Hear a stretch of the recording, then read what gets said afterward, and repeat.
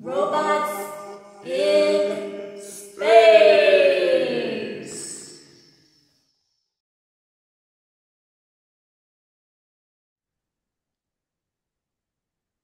Art Ramon, thank you so much for your time. You're a fantastic OmniFuturist. You're both a digital artist and a physical artist. You've created both of our book covers for Future Visions. You're also a writer, an author. You've written in our books. Why don't you tell everybody a little bit about yourself, please? Well, as far as my artistic career as Art Ramon, got back into artistic stuff back in 2016, I think it was, or 2015, and started with oil painting and, developed my skill, was getting better. At first, I did a lot of abstract just because it's easy to get back into painting when you do abstract. And then I started going towards what I really like is like surreal type paintings. And surrealism is my goal. That's what I like, surrealism. But it takes a lot more skill to do surrealism. So I just got to keep at it, keep practicing. Uh, and then I got involved with the OmniFuturist. And then, I was an English minor. So I used to be a very good writer. Unfortunately, COVID kind of set me back. I don't quite have the mind I used to. I used to be able to sort of mentally draft a lot, just mentally draft and then drink some coffee and go out and bang it out. And I don't quite have that ability anymore. So now writing is a bit different. So now I just have to kind of bang it out any way I can. Then I use a little bit of AI to clean it up, get rid of all the grammar, crappy grammar. But that's how I use AI now, and especially with art, using AI for art is also an advantage because I don't have time to draw everything. I do have a full-time job and trying to do these side hustles.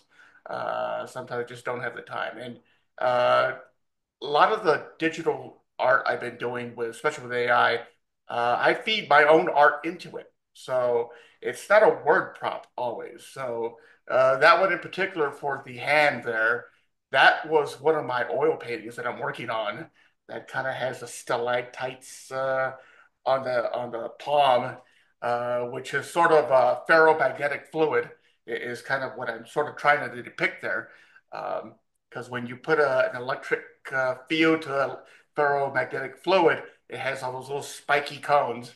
So that's what I was trying to sort of depict with my painting. But I fed it into AI, and that's what it spat out, one of the images.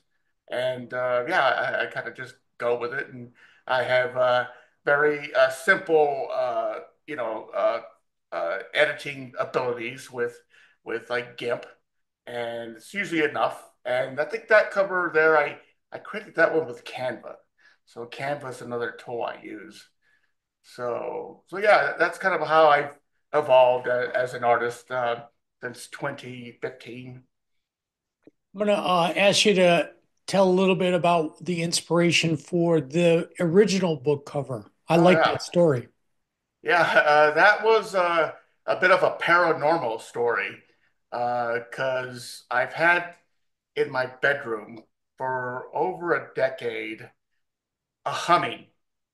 So over a decade, I've heard this hum, just and it would come and go. Sometimes it would be so loud I could hear it out here in the family room, but mostly it was contained, in the bedroom. And I always wonder where the hell is it coming from? Is it construction activity? They say like things vibrate from construction equipment. Well, there've been construction here at one time or another, but then not all the time. And then one day the power went out, and it was completely dark in the neighborhood, and I could still hear the damn hum. So it wasn't anything like a neighbor having something powered on. And so, yeah, that was one of the paranormal things I would call it paranormal just because I'm the only one that hears it. And that been going on for over a decade. Another of the paranormal things that's been going on in my bedroom for whatever reason is my bed would shake. And I remember over a decade, I used to have a different mattress that had springs. It was very hard, stiff springs, but it felt like someone was getting the top of it and just shaking it back and forth well, as I was sleeping. And for the longest time, I just ignored it because I'm trying to sleep. And you're in that halfway state and your bed shaking. So I knew it was happening, but I would ignore it because, again, I thought it was something paranormal that only I could feel. So for the longest time, I didn't tell anyone about it. And then I had a girlfriend move in for a while. I got rid of that mattress and used her mattress, a lot better mattress.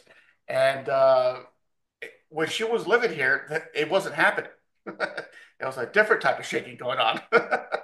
so, so when she moved out, the damn the vibrating of the mattress because it was a different mattress.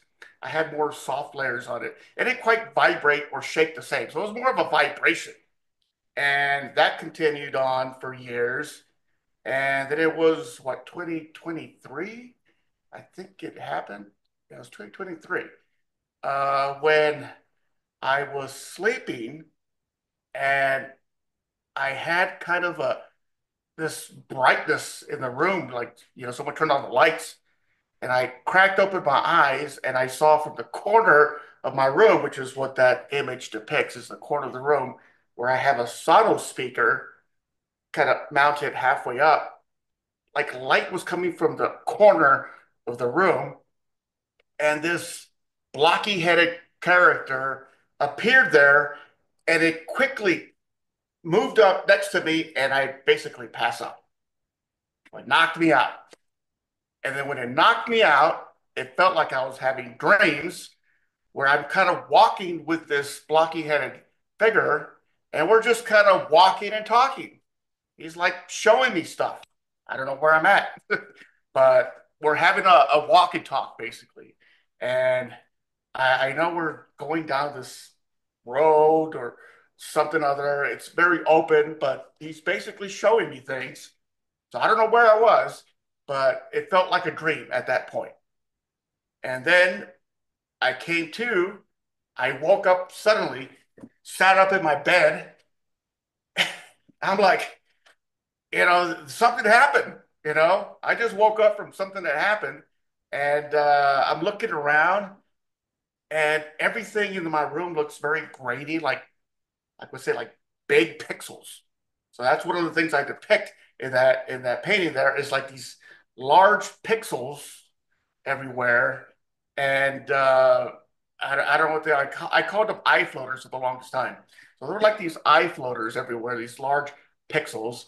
I felt there was something in the room, but kind of like cloaked, or it was cloaked and visible somehow, and I couldn't see anything, so just went back to bed. So it was, and after that, I experienced a few other very different entities. I mean, there were pretty much, I haven't seen that blocky headed figure, which we called Shaker, since. It was at one time, never saw it again.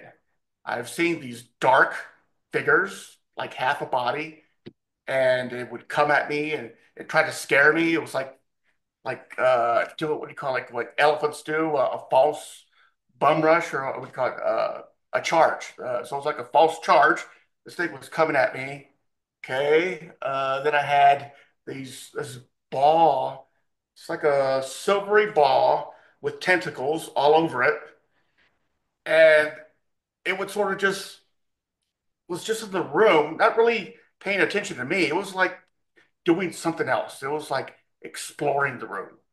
So I saw that. Then I would see smaller versions of it, and they would sort of like run along lines. So let's say like the edges of things, they would run along the edges of features in my room. These little tinier versions of this ball with the tentacles, and they would fight. They were like fighting each other, squabbling. So they had like a sentience to them. And then I saw another version of it where it elongated and kind of looked like maybe those pictures of a bacteria with all the little tiny flagella around it, but just a larger glowing version of it. So it's always like that ball stretched out and turned more into capsule shape.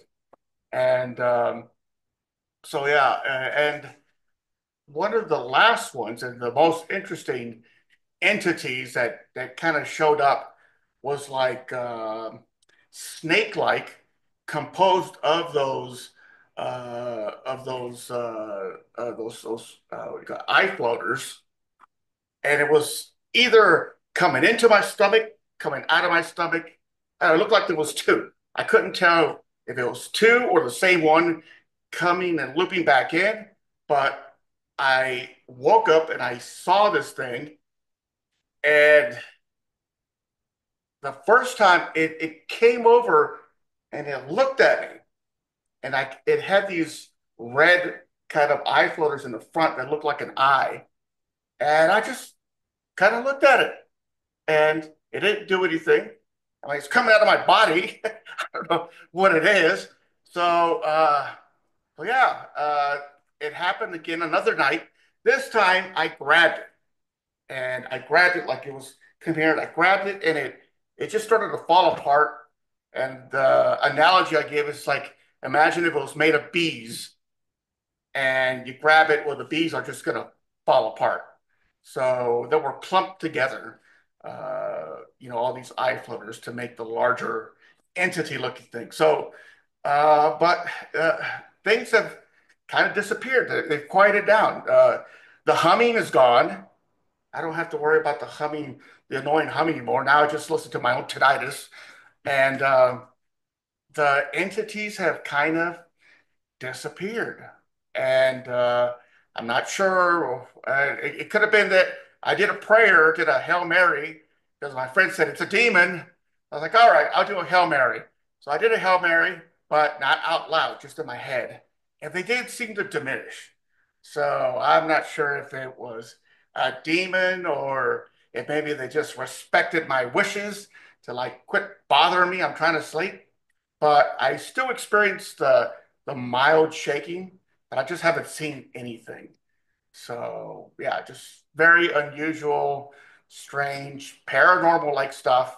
I don't want to try to make contact with it in any way because I hear they get very excited when you give them attention, and then they start doing crazy shit like scratching your back and doing crazy demon stuff, and I don't want to deal with that. So either give me some stock tips or go away. So Well, yeah. I can see now why your book covers are so interesting. Those are very inspiring. Why don't you tell us a little bit about your chapter that you wrote? Yeah, in Future Visions there I wrote um, the redirection of human purpose. So uh, I envision a scenario in the future where, everyone, like economic singularity, people are going to be unemployed. So what are people going to do? Humans have always been artisans. You've always had that artisan class. So along with the warrior class, ruling class. So you've always had this artisan class, and you haven't had much of it in modern society because you've got to do other work. They don't value artisans as much in say current societies because there are other work to be done. So the artisan class has been minimized, and I think there's just a larger percentage of people who would rather be in the artisan class. And in the future, if there are no jobs and people are still around, you have to put people to do something, and why not something that they're naturally attracted to, which is the arts. And it's not just the visual arts, but the performing arts, the music, all the arts in general. People would want to be in that particular area. And in the future, if we don't have to work, I think that's what we need to sort of promote because that hasn't been promoted because it was very difficult to make it in the arts. But in the future, if people are getting some sort of basic income of any type, I don't know, they have to think of something because there'll be a lot of unemployed people. you have to put people and give them purpose. So these people who want to be artists of any type, help them become the artist. And the government's going to have to do this somehow because, like I said in my other book, they control all the resources. So you can't control all the resources and say, sorry, we can't help you because people just can't go out to anywhere and hunt because everything's owned and controlled.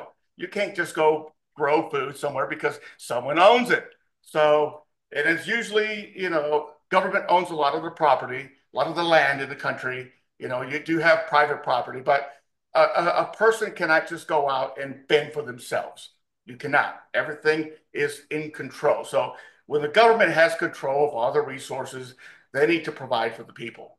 So that's kind of the idea. There are a lot of art programs now. They're getting cut by the Trump administration, but they're going to have to figure out something in the future because you're going to have a lot of angry people, and you're either going to have to pay people to make art, or you're going to have to pay people to police other people, and that's going to cost be just as expensive. I think it would be decades before they have actual robot cops policing the people. But in the interim, you're going to have to have people police other people, and do you really want a surveillance state? I mean, it's going to cripple society if you just have a restrictive, surveillance state. It's not going to grow or evolve.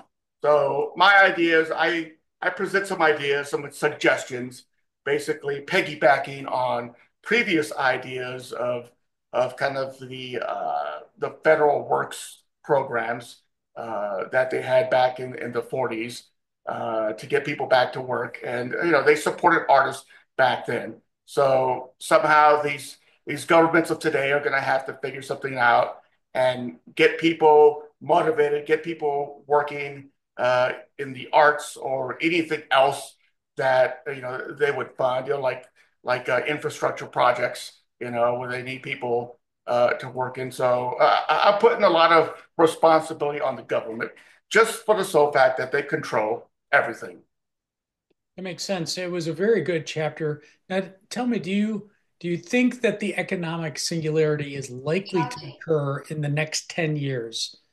If not, when, if ever? Uh, yeah, I think so, definitely within the next 10 years. I mean, with all the changes that the Trump administration is doing with the layoffs of federal employees, I myself am a federal employee. I didn't take the offer to resign. So there was a lot of people who were probationary and got laid off. So, if it was already a tough job market for other people, I work in IT. If it was already a tough job market for other people, now imagine all these new unemployed federal workers competing with them. So it's going to be very difficult. There, a lot of the companies that do the software, they're integrating AI to make it even simpler so that there's fewer people actually required to work a lot of the IT systems. So it's displacing people, in IT having smarter programs. So I'm trying to make a shift myself. I'm currently doing a lot of storage. I want to get back into servers just because it's a bit more complicated and not as easy to replace with an AI. So that's one of the changes I'm trying to do. But yeah, it's going to happen. You're going to have massive unemployment, and you're going to have the disruption that massive unemployment is going to cause. And I do see the abundance being at the end, superabundance being at the end of the economic cycle, but we have to get there somehow. And it's that chasm we have to cross. So the people who are in charge and control the resources need to figure something out. And that's why I put a lot of the responsibility on them. Because otherwise, if it's just people organizing, well, there's only so much you can do with the lack of money. And then it just becomes an armed revolt after that, because what else do they do? So, Well, I'm sorry to hear that you're facing this sort of challenge with the changes that are going on in the federal government. I wish you well I've been through a lot of transformations in my career, so they're never easy. They're always wrenching. How would you, since you're already starting to talk about it, how would you define the onset of the economic singularity? You're already starting to see some indicators of potential. How would you define it? Well, it's going to be the all the layoffs. I mean, it's happening now. You have Elon Musk rolling out his Doge, and that's one of the things he's doing. He's trying to get rid of a lot of the excess, or what he would consider excess workers. And in fact, they're actually required, because people who are retiring, you have these workers who are new workers, they're probationary, but they're replacing older workers, and now you're not going to have those replacements. So yeah, the older workers who are retiring. So uh, yeah, unemployed people, no jobs. You can't find a job. What do? There's only so much benefit you can get from unemployment, from the state, and they might have some sort of stimulus, like they did during COVID. But after that, what do you do when you have no job? You can't find a job. They say there's going to be new jobs that come into existence, but not everyone is going to be able to make those jobs, do those jobs. Even if you have AI as a tool, AI is a tool, but you also have to know enough about something to ask the right questions. You know, uh, you could try to get it to educate you, but it's a lot to understand, and then you have to understand enough to be able to ask the right questions. And I've seen like people who are financial experts, ask very complicated questions of AI. And that's something that I couldn't even start to do because I have a much simpler understanding of economics and finances. And these people who do a lot of investing, they have a much greater understanding and can ask those right questions. So it's not just, hey, where do I put my money in the stock market? So it's just, it's even with AI, people who are displaced are going to have a tough time finding alternative, income. You're good. Yeah, I have to agree with everything you're saying there. Um, do you, and you've already hinted on this, do you ever think that we'll get to superabundance and the end of scarcity? Do you think that's realistic? Uh, I'm hopeful that we'll get there.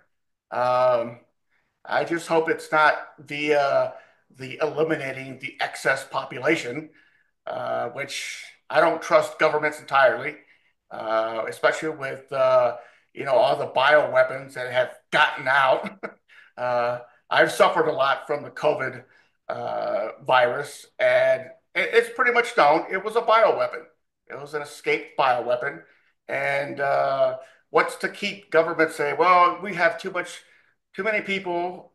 We can't find them all jobs and make them productive. Let's release the bioweapons."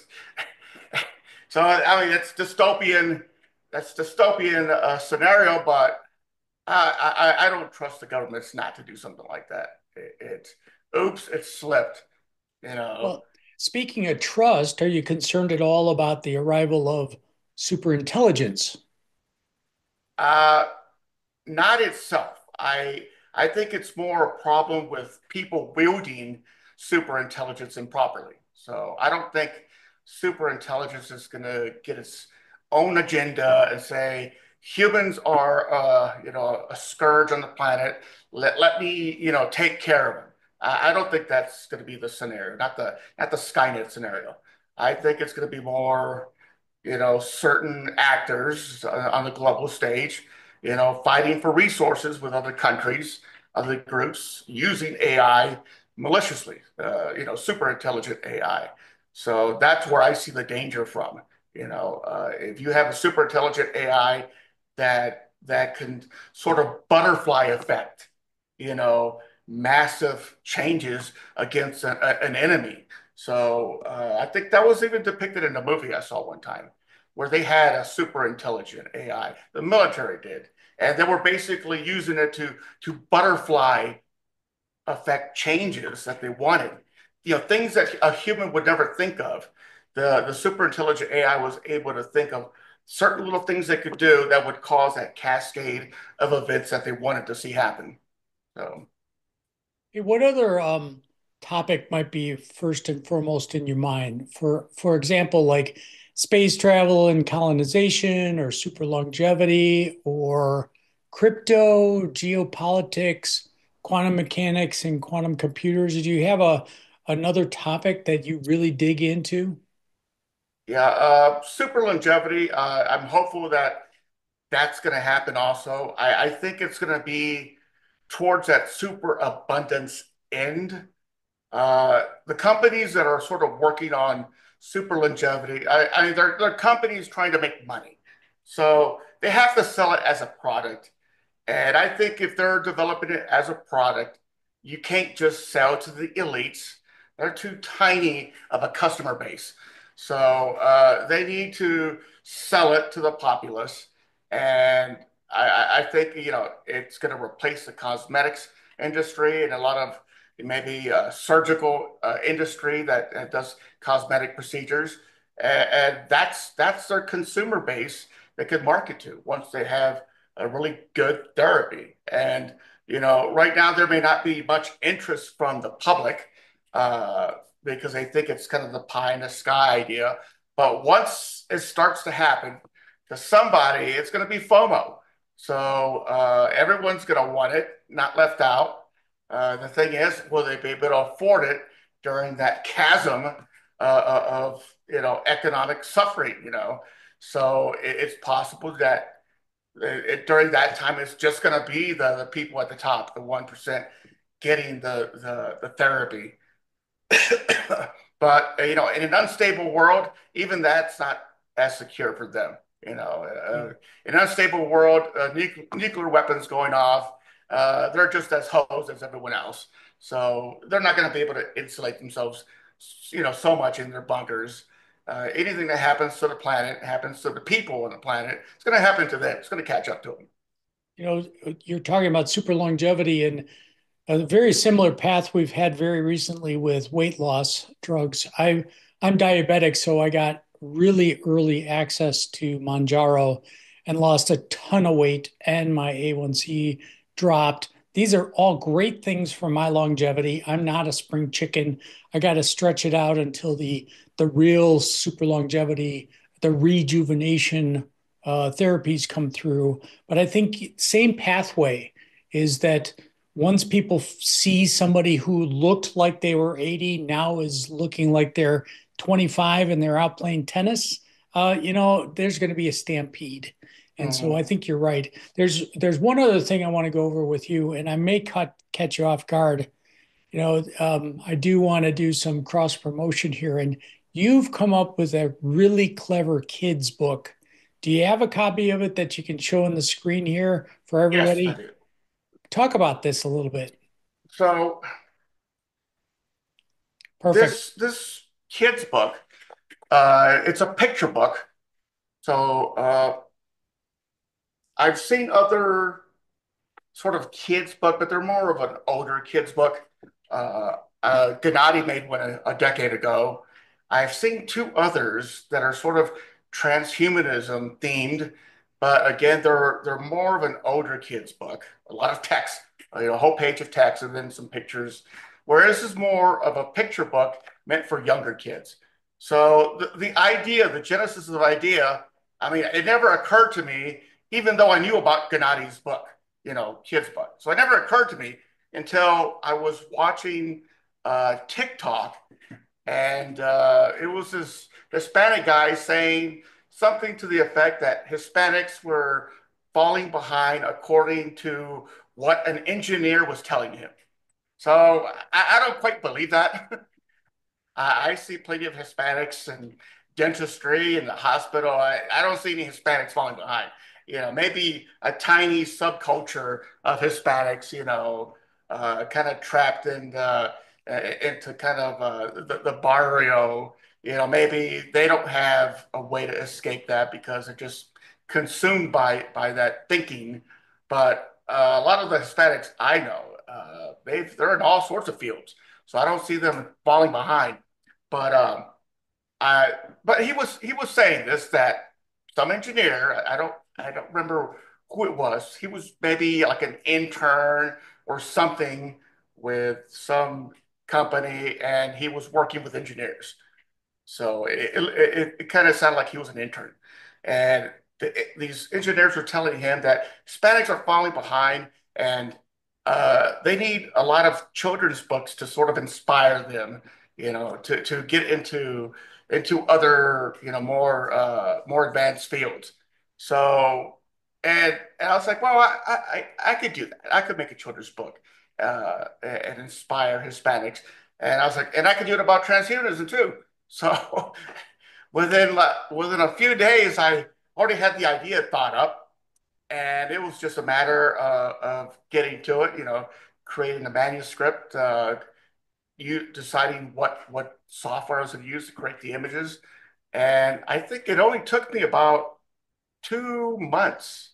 So in 2 months from when I started, got the idea to start, and I actually created the ebook and released it like right before Christmas of 2024.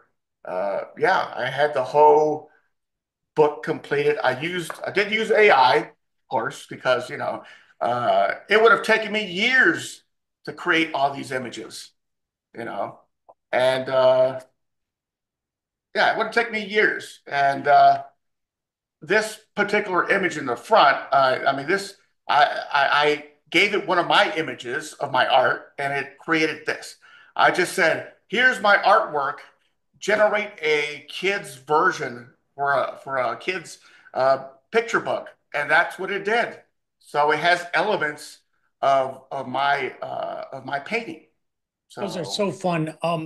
Now for your friend, I think that I may know what he's thinking about, but as you know, I've worked in aerospace for 40 years. My boss is Antonio Sanchez.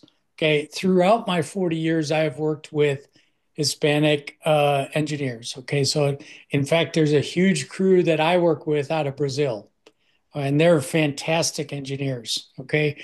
What he might have been referring to is, and you may know this also, that my kids are Mexican American.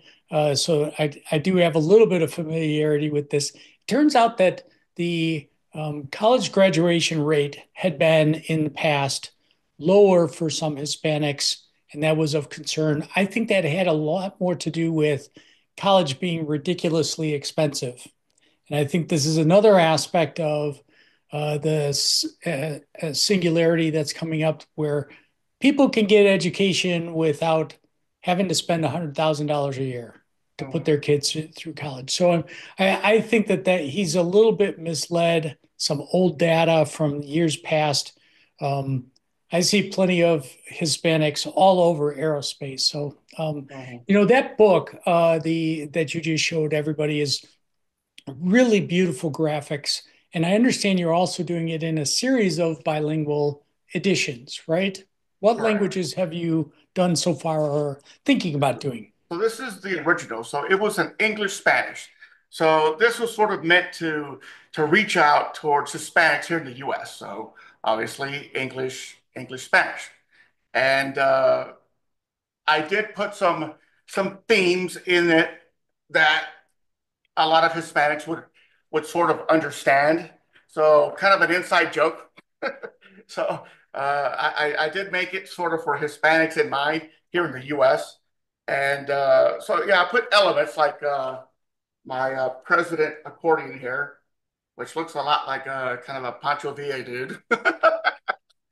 So I put a lot of funny inside jokes in it, which may not always translate to other cultures around the planet, which I've been given some feedback in one of my French Arabic versions. He said it was too scary.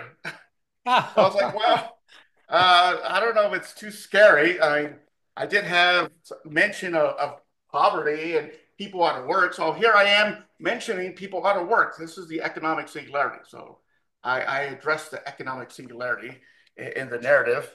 I do address war, but it's not an ugly image.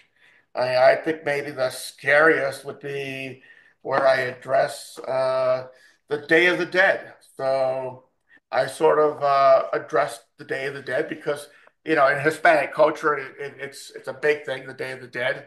And since we're, transhumanists who believe in longevity, it's like, how is that going to evolve from celebration of death to, wanting to live and celebration of life?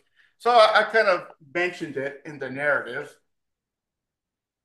and I think that's probably the scariest image. Yeah. But to Hispanic kids, that's not going to be scary. So I mean, if you think about all of the Halloween stuff, that's what I've seen in your book is not scary at all. There's a limit to how much sugar coating kids should have to put up with. I correct. But anyway, I'm glad that you had a chance to talk a little bit about this book. I can't wait to see next year's book cover from you because we are planning another edition of Future Visions. Art Ramon, you've done a great job with us in the OmniFuturist, in your artwork, in your thought patterns, and in your writing. Thank you for your time today, my friend. All right, thanks for having me. Oh. Thanks, dude.